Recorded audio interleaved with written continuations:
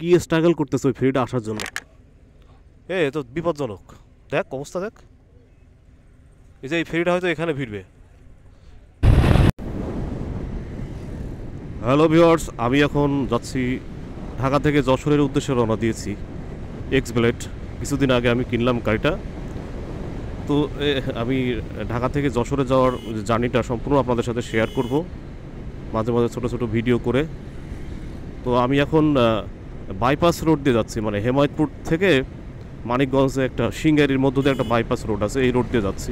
রোডটা অনেকটা সুন্দর, কিন্তু আবার একটু রিক্সিও, সেজন্য খুব মেনটেন করে চালাতে হচ্ছে। স্পিড বেশি উঠানো যাবে না এখানে।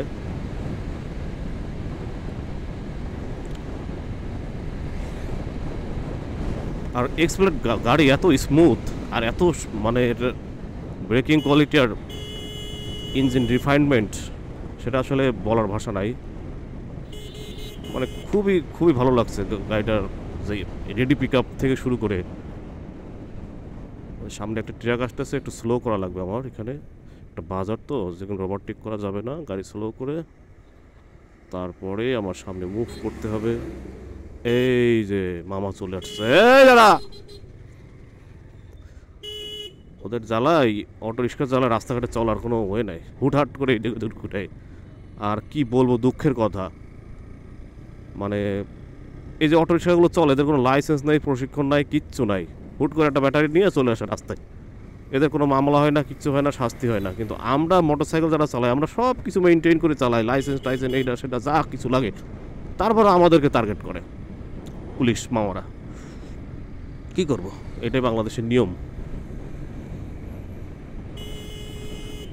দিনে দুপুরে সব পাথর চুরি হয়ে যায়, ওইদিকে কারো খেয়াল নাই। আর এদিকে একজন বাইকওয়ালা সব কিছু নিয়ে চললেও তাকে ধরতে হবে। এই রোডটা একটু রিস্কি, কারণ এটা একটু আঁকা বাঁকা, আবার অটো বেশি, সেজন্য গাড়ির স্পিড 50, অ্যাভারেজ 50 এর ভিতরে রাখতে হবে। এর বেশি ওঠানো ঠিক হবে না, কারণ আমি এই রোডটাতে চলাফেরা করে আমি জানি এই রোডটার হিস্ট্রি। কারণ প্রতিটা রোডের এক একটা হিস্ট্রি থাকে, মানে এক একটা ব্যাকগ্রাউন্ড থাকে, সেগুলো জেনে তারপর রাইড করাটা বেটার।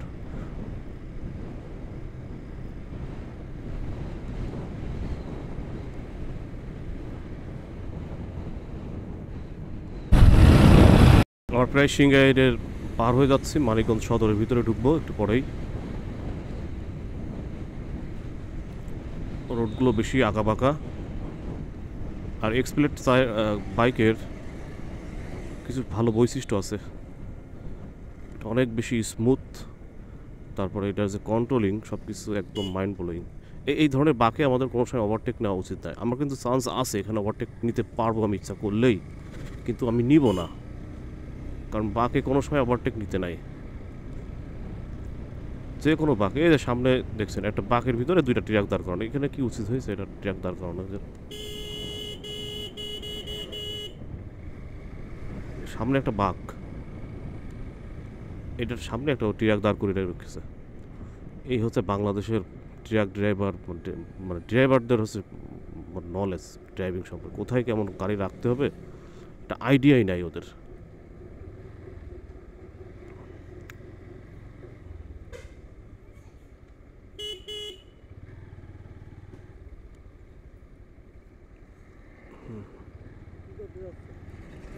হুম,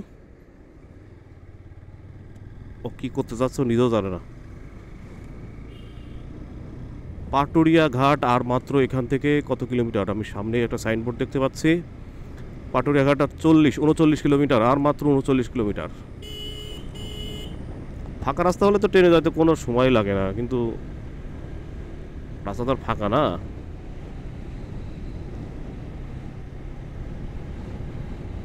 এই সিএনজি অটো এগুলো আমি খুব ভয় পাই।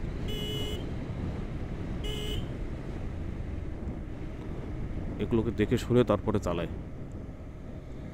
সব সময়। এগুলো যখন রাস্তায় উঠবেন তখন এগুলোতে অবশ্যই খেয়াল রাখবেন, কারণ এরা হচ্ছে, মনে করবেন যে বনো শুয়ার আছে না, মানে কুত্তা, এদের কোনো নলেজ নাই, খেয়াল নাই, কিচ্ছু নাই।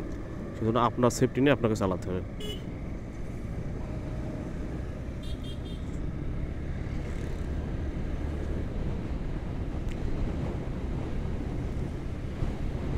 আমি আমি আছি এখন আরঙ্গবাদ।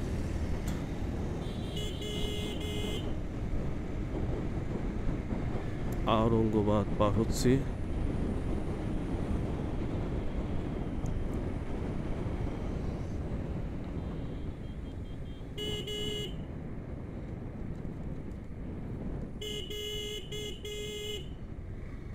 সামনে একটা রেস্টুরেন্ট আছে, নাম হচ্ছে শ্বশুর বাড়ি।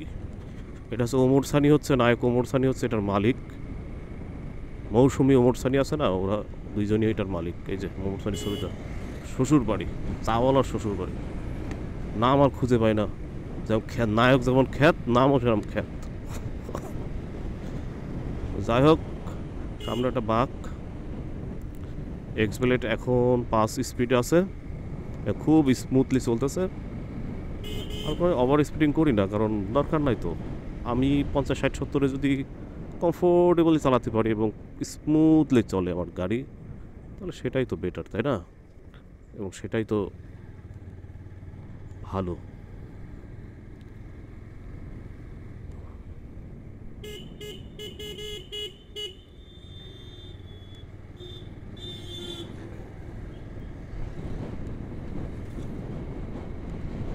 তবে এর সাসপেনশনটা মারাত্মক লেভেলের সফট। মানে অনেক বাইকের কিন্তু হার্ড সাসপেনশন থাকে, কিন্তু এক্সপ্লেট এটার মারাত্মক লেভেলের মানে সফট। আপনার রাস্তাতে কোনো মানে উল্টাপাল্টা রাস্তা হলেও আপনি সেটা বুঝতে পারবেন না, খুব স্মুথলি এটা চলবে।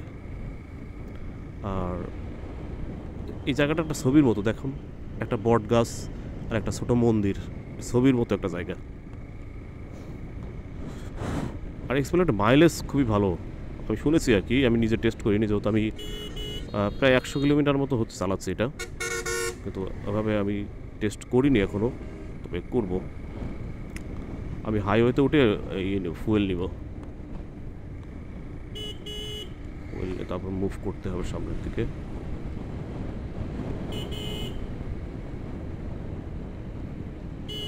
এই রাস্তাগুলো প্রচণ্ড লেভেলের বাঁকা, একটু পরপর ব্রেক করতে হচ্ছে আমার।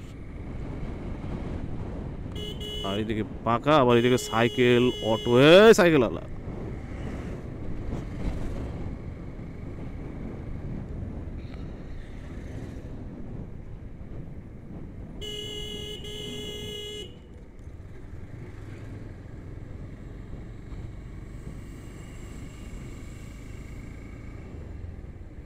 মিতোরা বাজার আছি এখন, বাজারটার নাম হচ্ছে মিতোরা। সুন্দর নাম, তাই না? এই সুন্দর নামটাকে অসুন্দর করে দিলে অটো।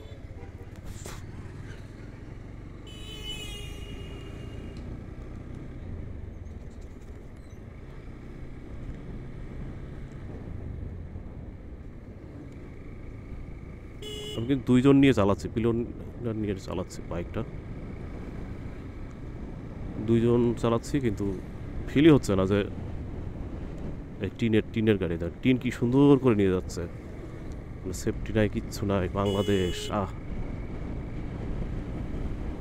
কিচ্ছু মানতে হয় না, কোনো রুলস নাই, কোনো রেগুলেশন নাই, কোনো মেনটেনেন্স নাই।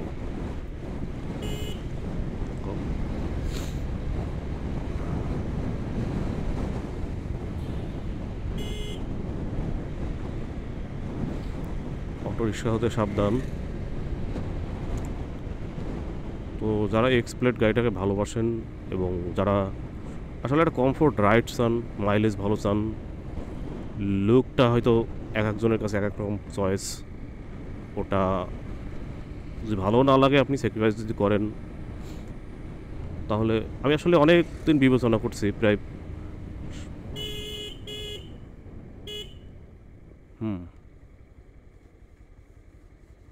অনেক দিন ভেবে চিনতে বুঝে শুনে একটা বাইক চালিয়ে দেখে শুনে মানুষের রিভিউ নিয়েও, মানে প্রায় 6-7 মাস, 1 বছর হতো ধরতে গেলে, রিভিউ নিয়ে টাকা আসতে জমিয়ে তারপর শেষ পর্যন্ত সিদ্ধান্তে আসলাম যে এক্সপ্লেট নিব। আর কাছের এক বড় ভাই, উনিও বেছে দিচ্ছে, ওনার হাতের বাইক এটা, আর উনি খুব মেনটেনেন্স করে চালিয়েছে, ঠিক সময় পেপার সার্ভিস টার্ভিস সব কিছু দিয়েছে, আর 16,000 কিলোমিটার চলা ছিল, সেজন্য ওনার কাছ থেকে এটা নিয়েছে। তবে ওই শোরুম, সেকেন্ড হ্যান্ড শোরুম টোরুম এগুলোতে বিশ্বাস করি না, কারণ এরা অনেক ঝামেলা করে, মিটার টেম্পার করে এটা সেটা করে, মানে ভালো গাড়িকে নষ্ট করে ফেলে, এমন একটা অবস্থা হয় করে তারপর সেল করে। সেজন্য বাইক সেকেন্ড হ্যান্ড যারা কিনবেন সবসময় পরিচিত ভাই ব্রাদারের কাছ থেকে কিনবেন। টাকা আপনার একটু বেশি লাগুক তাও সমস্যা নাই, কিন্তু আপনি সলিড জিনিসটা পাবেন, এটা সবসময় মনে রাখবেন।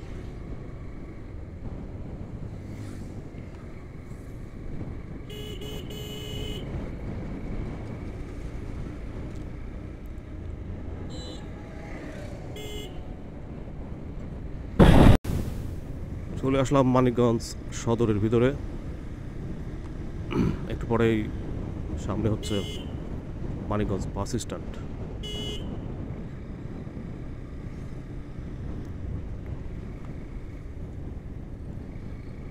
এদিকে শুধু অটো আর অটো।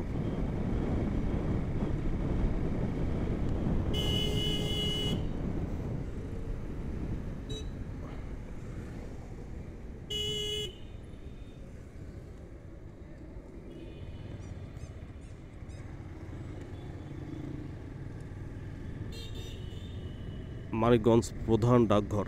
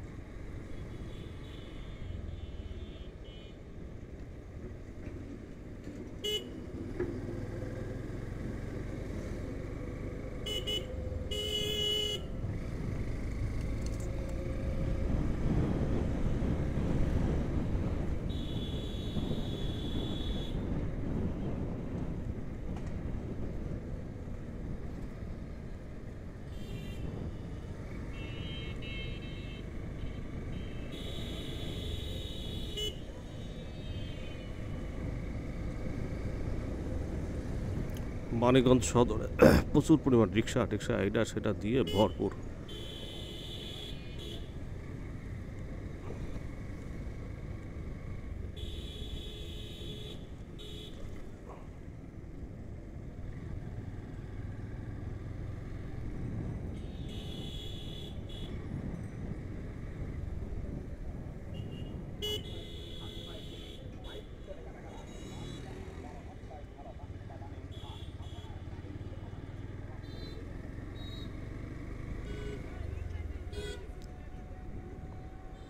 সামনে হচ্ছে হাইওয়ে, এটা গিয়েছে হচ্ছে পাটুরিয়ার দিকে।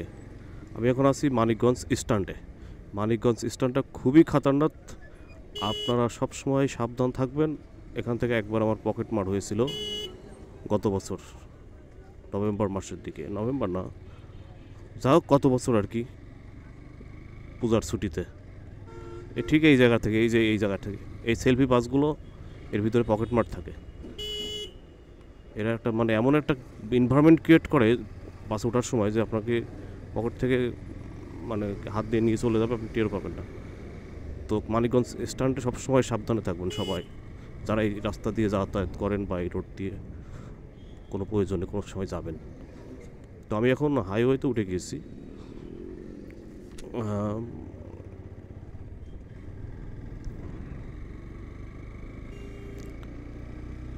পাটুরিয়া আর বেশি দূরে নয়, হয়তো এক টানে আমি পাটুরিয়া চলে যাব।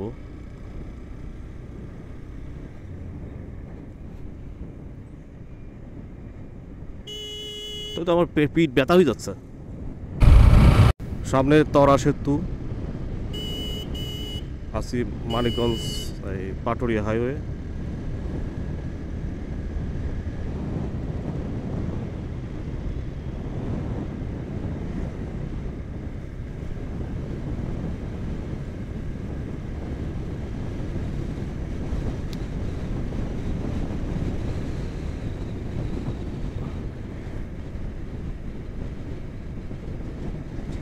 খুব সাবধানে যাওয়া লাগবে, কারণ তুলার যে কোনো বাতাসে উল্টে যেতে পারে। এটা বর্ষাকাল তো সেখানে নদীতে অনেক বেশি পানি, অন্য সময় নদীর চর পড়ে থাকে সব সময়।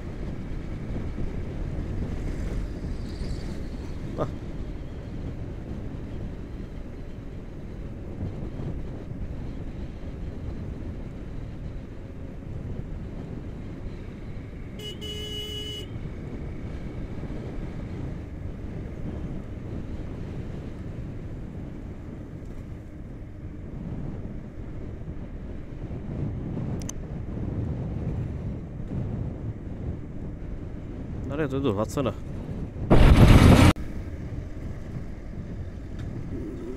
সামনে একটা বাস আসতেছে, সেলফি। এই রোডের সবচাইতে খতরনাক, মারাত্মক, বিপজ্জনক বাস এই সেলফি। সেলফি থেকে সাবধান, পকেট মারাও আছে, আবার এরা রাফ চালায়। গাবতলী থেকে পাটুরিয়া তাদের সার্ভিস, কিন্তু মানিকগঞ্জেই তাদের মনে হয় যেন বড় স্ট্যান্ড, বেশি যাত্রী ওঠে মানিকগঞ্জ থেকে।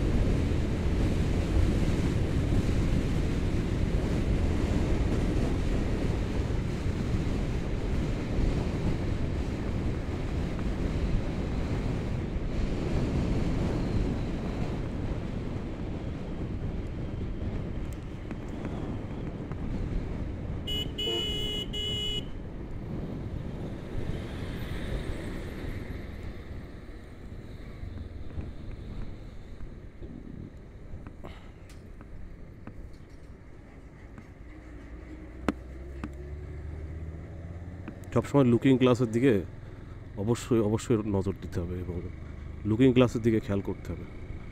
আপনি মনে করবেন যে আপনার চারটা চোখ।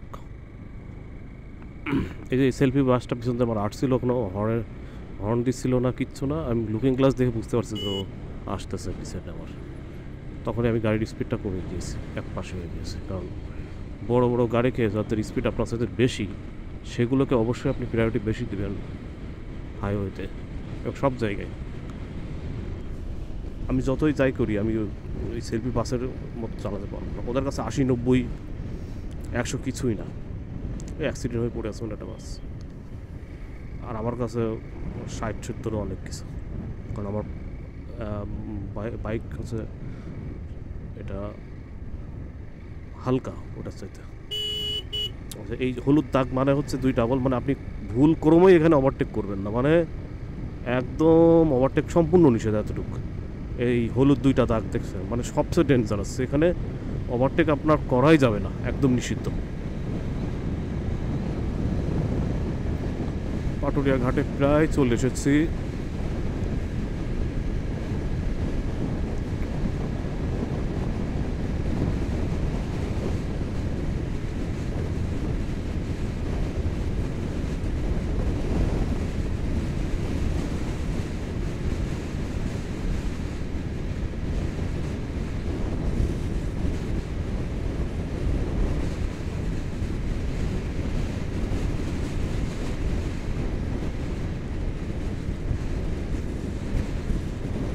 গাড়িটা 60-70-এই হচ্ছে বেস্ট, 80-তে চালানোর কোনো দরকারই নেই আমার একটা, কারণ এত রিস্ক নেওয়ার কোনো দরকার নেই। 80ও অত 60-70-এর ভিতরেই চালাতে হবে, এর বেশি চালানোর কোনো দরকার নেই। সময় একটু বেশি লাগবে আপনার কোথাও পৌঁছাতে, কিন্তু সবসময় আগে সেফটি ফার্স্ট।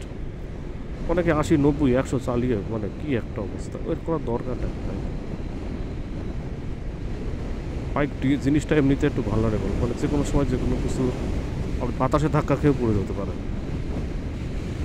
এই রোডটা কি ফাঁকা দেখছেন? একদম সলিড ফাঁকা একটা রোড, কোনো ভেজাল নাই।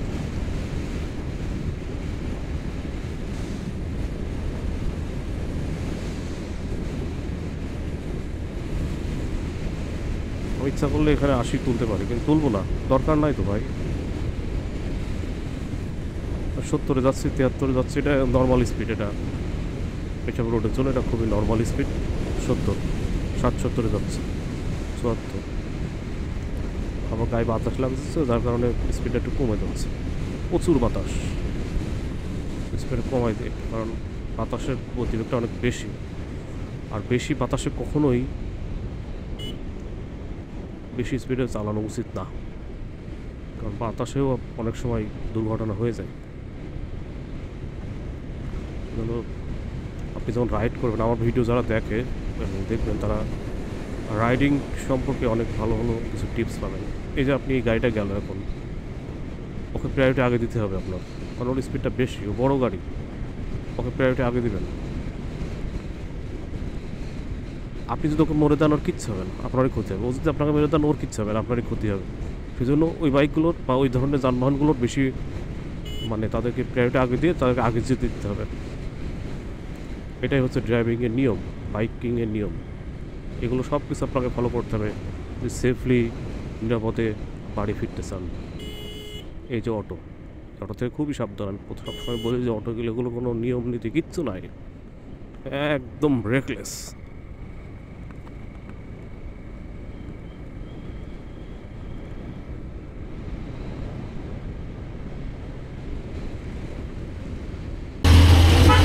এত সিরিয়াল আর আমি পদ্মা সেতু হওয়ার পর আর কখনো দেখি নাই। এখানে কি অবস্থা জানি, ফেরি কি চলতেছে না নাকি বুঝলাম না কিছু। ওই এটা তো চলতেছে না,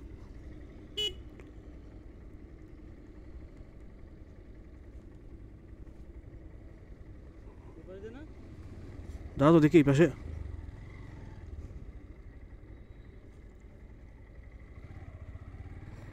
ফেরি চলতেছে না মামা, কি বলছে ফোর ফেরি কোন ঘাটে ভাই? ফেরি কোন ঘাটে? ওই ঘাটে?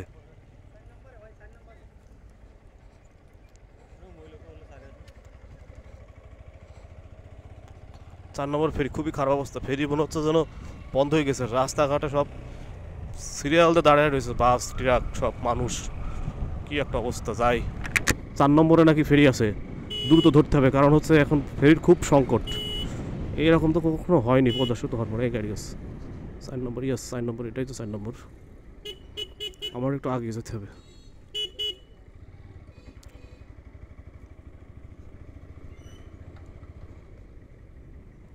চার নম্বরে বাইক হওয়ার একটা সুবিধা হয়েছে, চলে আসলাম সবার আগে, সবার আগে চলে আসলাম।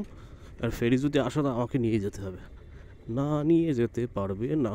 না না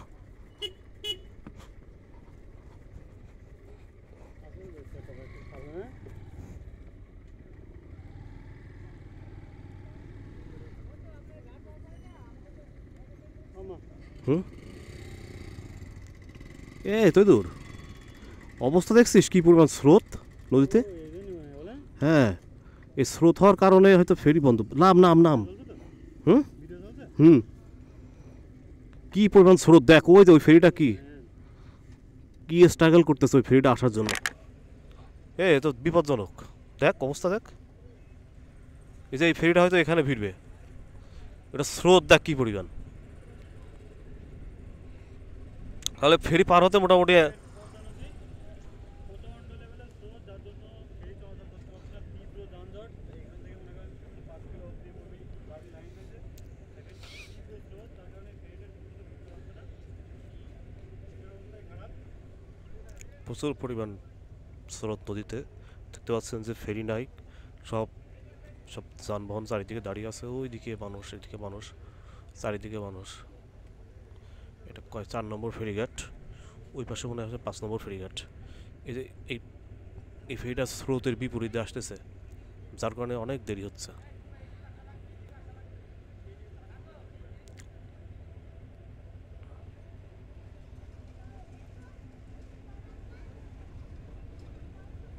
স্রোতের বিপরীতে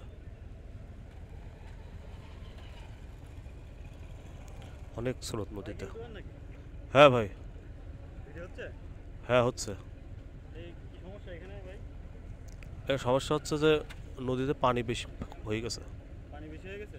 হ্যাঁ, এই পানি চাইছি কমাতে হবে, সেটা কমাতে হবে। তা নাহলে স্রোত কমবে না। আচ্ছা, সেটা কোথায় ফেলবেন পানি? চাইছি ফেলবো হচ্ছে সব এতে গোপালগঞ্জে। গোপালগঞ্জে? হ্যাঁ, গোপালগঞ্জের পর এত খুব কেন আপনার? না খুব না, ওইদিকে নদী তো, ওইদিকে আবার গোপালগঞ্জে ফেললে আবার ওটা ইন্ডিয়ায় চলে যাবে অমতি সোজা, যার কারণে গোপালগঞ্জে ফেলতে হবে। ইয়ে না তো, আপনি জামাত ইসলাম না তো? না, আমি চরমপন্থী। আমরা আওয়ামী লীগ, এই জন্যই বললাম। সমস্যা কি ভাই? চরমপন্থী আমি। চরমপন্থী? দেখুন কি অবস্থা, মানুষের স্ট্রাগল চারিদিকে, শুধু মানুষের ঝোড়তাপ। নদীতে স্রোত বেশি থাকার কারণে ফেরি চলাচল অনেক ধীর গতিতে, যার কারণে ফেরিঘাটে অনেক জ্যাম। দেখতে পাচ্ছেন যে কি পরিমাণ সিরিয়াল দাঁড়িয়ে আছে, ট্রাক বাস থেকে শুরু করে মানুষ। ওইদিকে বাস তো দেখলাম কমপক্ষে 200 বাস দাঁড়িয়ে আছে, ও কবে যে পার হবে, কারণ এই স্রোতের কারণে ফেরি ভালোভাবে মুভ করতে পারছে না।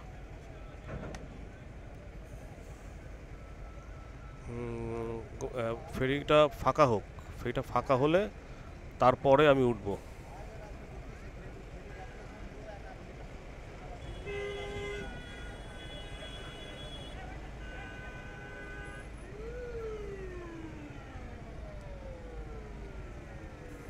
ফেরির চলাচল অনেক কম, দু একটা স্পিড বোট দেখা যাচ্ছে।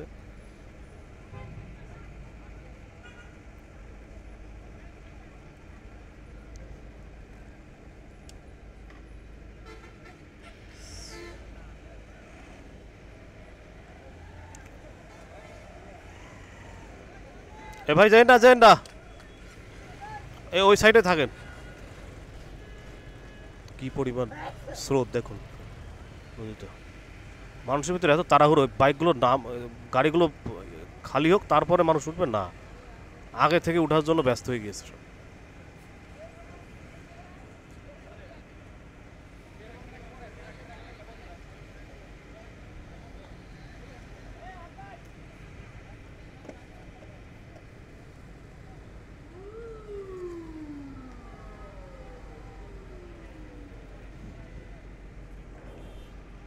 এটা আরেকটা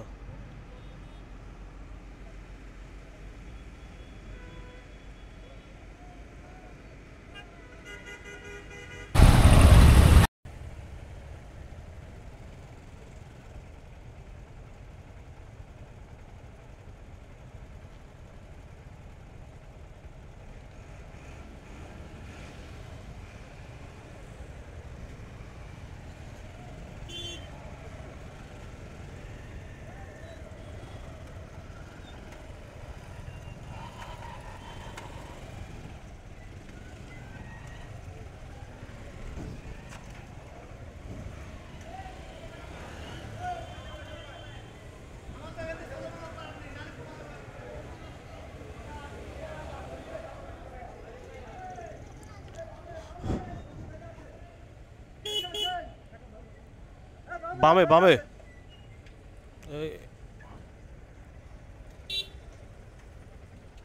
ঠিক আছে কাকা, না না ওই দিকটা বেশি মানুষ যা আশা করবে কি। যাবে যাবে